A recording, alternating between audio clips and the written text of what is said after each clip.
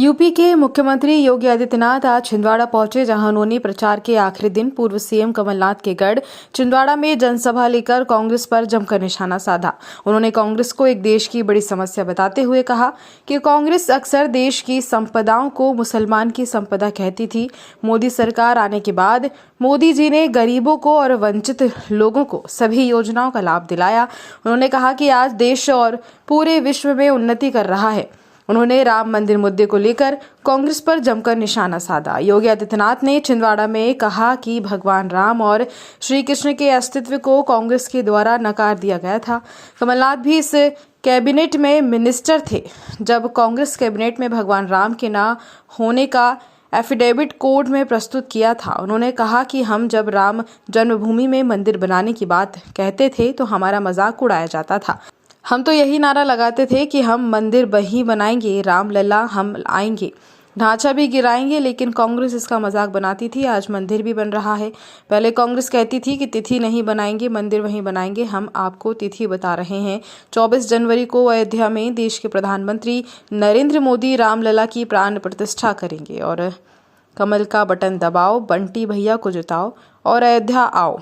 योगी आदित्यनाथ ने अयोध्या में भगवान रामलला के दर्शन करने को लेकर मंच से बड़ा बयान दिया। उन्होंने कहा कि यदि आप अयोध्या में रामलला के दर्शन करना चाहते हैं तो कमल का बटन दबाओ, बंटी भैया को विधायक बनकर भोपाल भेजो और अयोध्या आने का प्रबंध वे खुद कर देंगे।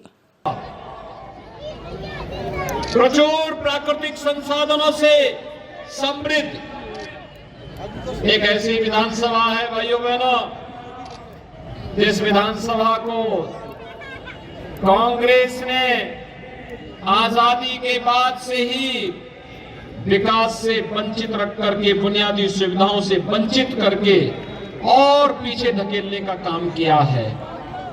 और इसीलिए आज मैं आप सबके बीच में आपसे आह्वान करने के लिए आया हूं कि भाइयों बहनों, आपने पिछले 9 वर्ष में देश की तकदीर को बदलते हुए देखा है।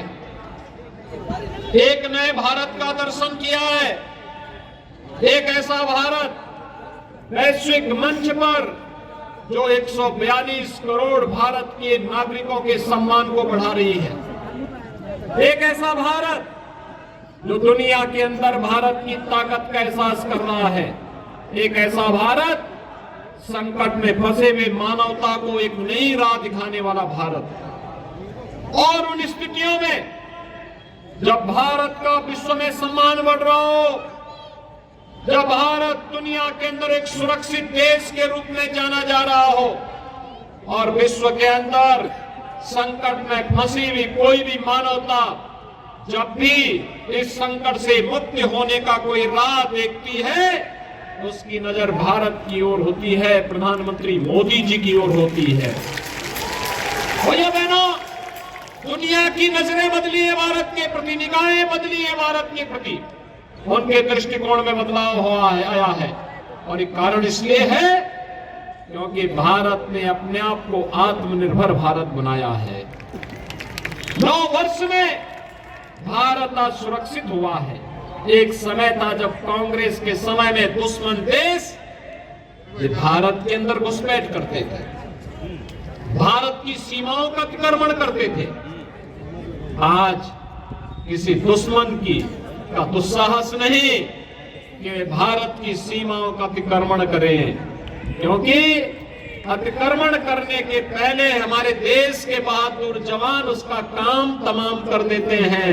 और भाइयों बहनों, दुश्मन को उसकी मांद में घुस करके मारने का आज जज्बा कहीं देखने को मिल रहा है तो नए भारत में देखने को मिल रहा है।